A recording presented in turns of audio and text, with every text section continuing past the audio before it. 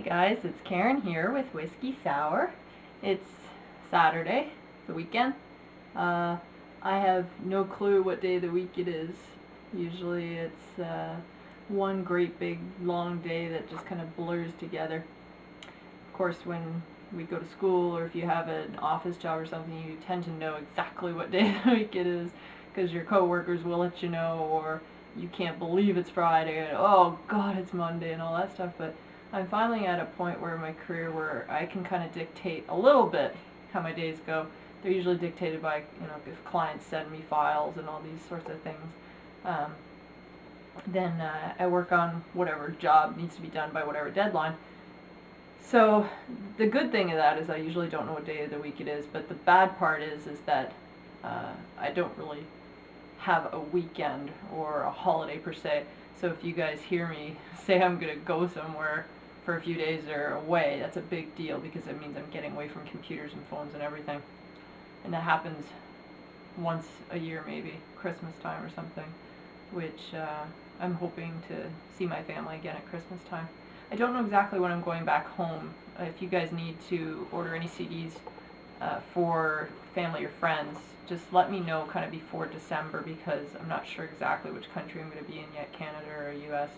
So make sure you get your orders in for that.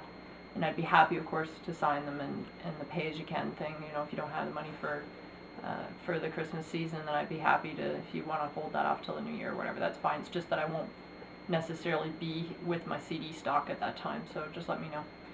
But I do like to get away. And I don't know what the weekend is. So today's apparently Saturday. I used to go to swap meets every Saturday morning, and I haven't been to one of those for a little while now. But I really enjoy going to those because you can get so many items that are, that those people don't even know what they have. You feel kind of almost bad not giving them enough money. You almost feel bad for not giving them enough money for their item. But now I'm at a point where I need to get rid of stuff. I'm trying to simplify, so I'm trying not to go shop for, these unnecessary items. Today I want to read a blog to you that I titled, Who is Your Biggest Distraction? I really should do a creepy email of the week blog. I really do consider myself quite fortunate because out of all the email that I receive, luckily I only get a few creepy ones in there, and it's not too bad, especially with how many people I run into in a day and how many people I have online and in the community and everything. I'm really fortunate that most of you are very respectful and very cool. But most of the bad exchanges that I have had with people come from them feeling like we need to get close. They want to get too close. And I apparently, if I talk about personal issues, that means I want to go have a personal, intimate relationship with every single person who's listening out there.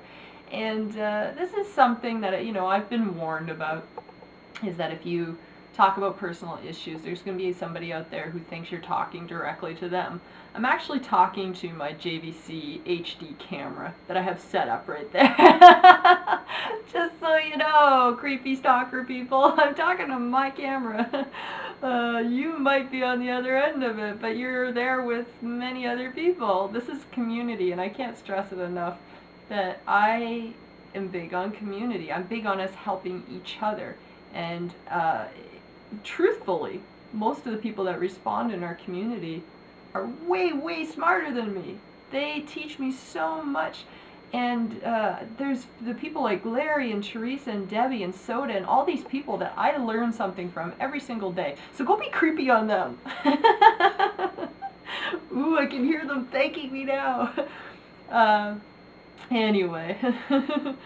Don't go on the pirate ship. He'll be teaching you the lesson. Pirate's awesome. Pirate will take care of me. Always does. I do have big wolves, by the way. Creepy stalker people. I have people who take care of me. There are emails that I tend to delete straight away because I know that if I respond to them, they will be taking it like a yes to a marriage proposal. And I can usually spot now where people are just a little too unbalanced for me in that kind of stalkerish way. So for those of you who are concerned about me, I'm able to identify those that I think are a little dangerous for me. So I manage those in a different way, AKA big boys with baseball bats. But there's the people that are just creepy. So if you're out there and you don't know you're being creepy, then just take a look at your emails before you send them and think, will this come off creepy or stalkerish if I send this? Not just to me, like anybody out there, any girls on the internet or guys on the internet. It's just like, read your email before you send it, because it could be creepy. Let me read you part of this one that I received today. It says, Karen, I tried to work today, but you were distracting me. I couldn't get you out of my mind. I feel like we've known each other for such a short while, but I think we know each other forever. I miss you all the time. Well, that would be a really lovely email if it came from someone I knew. I don't know this person. I feel like if this was those pre-computer days, that the message would be those letters cut out from newspapers, So, okay, all spelling and grammar aside from this person's email, here's the problem. I have no idea who this person is. I don't recognize the name, the profile, anything. I feel like he knows me by just maybe watching the blogs on here, or somewhere along the line he feels like we know each other. I only know my JVC camera right now. That's all I know. I'm talking to my JVC camera. I don't know you. So let's be clear on that. I like to be clear on these things so we don't have a Hillary Duff situation on our hands. I like to be safe and all those things. And yes, my wolves will come after you. They've done it in the past. Haven't you, wolves? But there was something he used that kind of inspired my blog. So I can be inspired by stalkerish people too. He used the word distracting, saying I was distracting him from his work. So this is clearly someone who's confused. He's clearly been dreaming up some bizarre scenario. And I'm very sad that you feel distracted if you're listening out there. I feel very sad that you feel, but I'm not going to be participating in this relationship that you think we have. I'm flattered I'm on your mind, but I don't want you to lose your job here. You have work to do. You say I'm distracting you from your job. You got work you should be doing right now. But that is an extreme case, an example of distraction. But infatuation in the real world has been distracting for many of us. And I think any of us who are those romantic types can be easily sucked into that state of daydreaming. And it's fine if you have someone in your mind, but you may have recalled me saying in a previous blog somewhere that I had a crush on somebody in public school that would distract me to the point of my grades slipping. And this is happening to people who are in relationships, who want to be in relationships, trying to get out of relationships.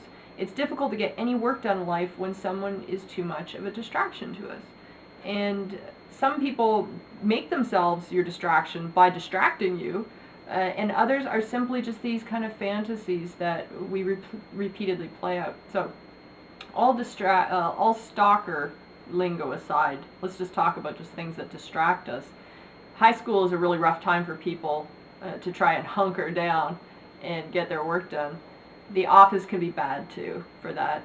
The internet can cause all sorts of distractions. Maybe game sites, maybe gossip columns are distracting and stealing our time. I don't really have a problem with people choosing their entertainment, but when your work and your bills and your career is sliding because you have a distraction that's taking over, you have to identify these things and put them in their place. And if you were to ask most people out there what they would wish for, it would be to be in love. People want that more, it seems, more than anything. That's why there's so many love songs written. But here's the thing about love. As much fun as it would be to dream about getting a house together in the country, the reality is, if we don't get focused on cleaning up our lives, like I mentioned yesterday, just about, prioritizing, making lists, all that kind of stuff, we're going to be living in a cardboard box in love with these people in some alley. So this is happening to young couples who are hurled into early parenthood, or they maybe get married too soon. The honeymoon can go sour because now they have each other firmly in their grasp, but then they face the disappointment of their careers and their surroundings and the things that they didn't get cleaned up. And instead of focusing on going back to school or working hard at their job, their eyes can just go wandering to the next person who can distract them. And I think the key here is to make ourselves our biggest distraction. I don't believe we are any more or any less important than anyone else around us, but I don't believe we can work and function at 100% and be truly happy with our lives unless we focus on improving ourselves and focus that character again, on getting that character in place again. The sad part of this is that we are all very lonely. Every single one of us has at least experienced loneliness in their life if they're not still lonely. And I understand that the whole world has 7 billion people and that we're not meant to be alone, but you know, if we were meant to be alone, I'd be on a planet all by myself.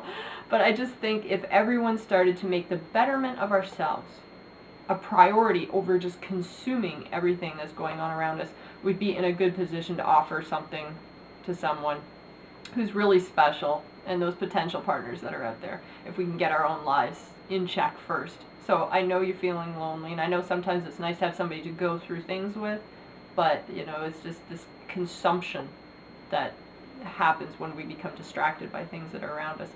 So that's my nice way of saying to my stalker, I hope you can get back to work and get some work done. And you know, I say that in the most kind, compassionate way I can say, but I do not know you. Just let's be clear on that. But this is how the high unemployment rate rises. You know, people get distracted by things, and whether that is a stalkery kind of thing or an obsessed way or just a simple distraction, it's taking us from our work. So I signed off today, cutting down on my YouTube puppy watching time. No way! I'm not giving that up. And I want to be clear that some distractions are just like, we need our entertainment and all those kinds of things in our lives, and I'm unwilling to give up my puppy watching time on YouTube, but there are some things that are really pulling us out of finding ourselves. And I know stalkers have their own issues in that, but there's people who are mildly obsessed too. And I may be too quick to call somebody a stalker, but an obsession can also distract us from things that we need to do in life as well. And I ended with a Tom Kite quote today that says, you can always find a distraction if you are looking for one.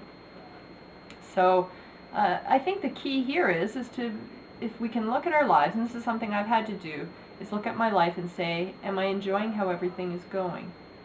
And if I'm enjoying how things are going, I continue to focus on those things.